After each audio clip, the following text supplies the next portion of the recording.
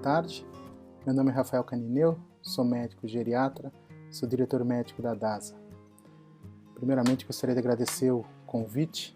É sempre muito prazeroso e um motivo de felicidade quando nós, como geriatras, temos a oportunidade de falar sobre saúde, sobre promoção, sobre prevenção, sobre velhice bem-sucedida, sobre viver na plenitude. Então é com grande prazer que eu venho hoje trocar um pouquinho de conhecimento, bater um papo com vocês sobre o que precisamos fazer para que a gente possa ter uma longevidade com saúde, uma longevidade bem controlada. Mas para que a gente possa promover o envelhecimento, a gente precisa conhecer o envelhecimento. E para conhecer o envelhecimento, a primeira coisa que a gente precisa fazer é nos desprender e combater os velhos conceitos e falsos conceitos, de que a velhice ela vem necessariamente acompanhada de incapacidades, a velhice ela vem necessariamente acompanhada de doenças e a velhice vem necessariamente acompanhada de dependências.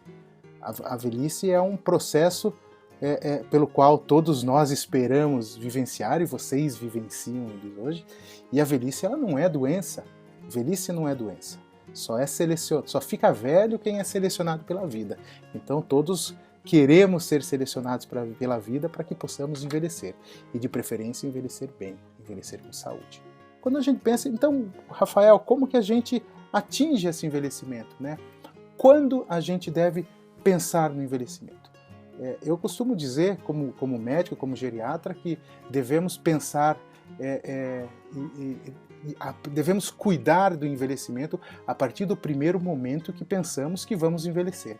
Então, quanto mais precoce possível, quanto mais cedo possível a gente começar a se programar e se preparar para o envelhecimento, melhor. Então, mas isso não quer dizer, puxa, eu tenho 60 anos e agora eu passei a perceber que estou ficando velho. Nunca é tarde demais, sempre há o que fazer e quanto antes a gente pensar no envelhecimento, antes a gente cuida do envelhecimento e cuida com qualidade. E existem algumas formas, né, para que a gente possa garantir e promover um envelhecimento com qualidade, né? E aqui a gente vai falar um pouco sobre cada uma delas. A primeira é preparação para a aposentadoria. Devemos nos preparar e programar uma aposentadoria para que o momento da aposentadoria seja um momento de tranquilidade.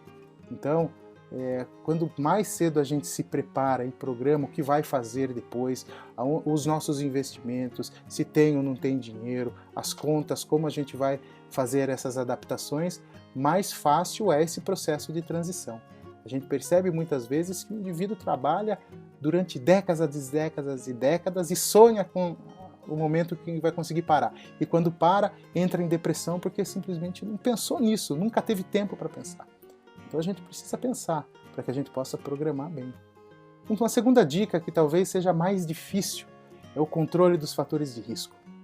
O remédio mais difícil de ser tomado é aquele remédio que não está na prateleira da farmácia. Aquele remédio é o mais difícil de engolir. Então, controle de fatores de risco que já são conhecidos por todos nós. O tabagismo, o consumo abusivo de álcool, o controle das doenças crônicas, como, por exemplo, diabetes, pressão alta, colesterol, que são doenças que não necessariamente trazem sintomas, inatividade física. Vamos pensar que qualquer atividade física, alguma atividade física, é melhor do que nenhuma atividade física. Então, começa andando, pega curtas distâncias, aos poucos a gente vai melhorando o nosso condicionamento e vai conseguindo fazer com que a gente se adapte melhor a isso. Uma higiene do sono, né, dormir bem, né, uma vida em comunidade, ter relações sociais, tudo isso é terapêutico para o nosso envelhecimento. E se a gente quer envelhecer bem, e se a gente quer promover o envelhecimento, a gente precisa encarar com seriedade essas questões. Outro ponto, rotina de acompanhamento. Não é só quem tem doenças e principalmente doenças mal controladas que precisa de acompanhamento. Todo mundo precisa de acompanhamento.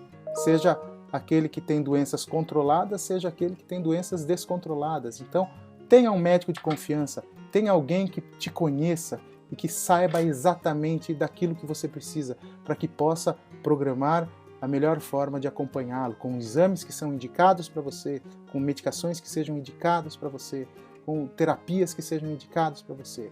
Suplementação, puxa, eu estou ficando velho, devo tomar remédio, devo tomar vitaminas, devo tomar complementos. A suplementação é para quem precisa. Se você tem um médico de confiança que te conhece, ele vai saber se sua ingesta alimentar é adequada, se você tem alguma necessidade ou alguma carência que a sua dieta não está sendo suficiente para suprir, por exemplo, cálcio, vitamina D.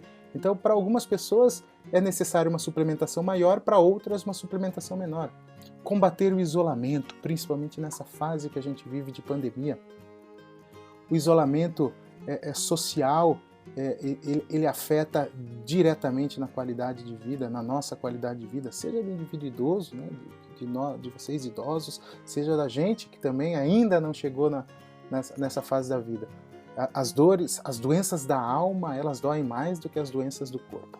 Então, a presença, ela não necessariamente precisa ser física. A presença através de uma videoconferência, como a gente está fazendo aqui, através de uma ligação, através de qualquer tipo de contato, ela é melhor do que o isolamento. O idoso, ele tem uma tendência a se isolar, e o isolamento ele é um dos fatores de risco, inclusive para as doenças de memória. Adesão aos tratamentos é outra dica que eu gostaria de dar, que é fundamental. Se temos necessidade de tomar medicações de uso contínuo, devemos tomá-lo. Não vamos esperar o remédio acabar na sexta e comprar na segunda. Às vezes esses 2, 3 dias sem usar já são importantes para que a gente tenha um comprometimento do nosso tratamento. Então, aderir aos tratamentos medicamentosos e principalmente aderir aos tratamentos não medicamentosos.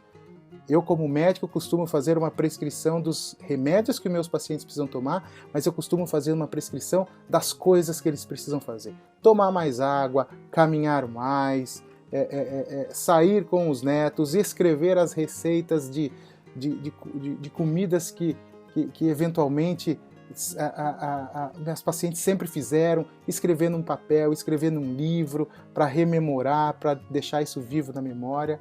E isso ajuda a que a gente consiga exercitar também a nossa capacidade cognitiva.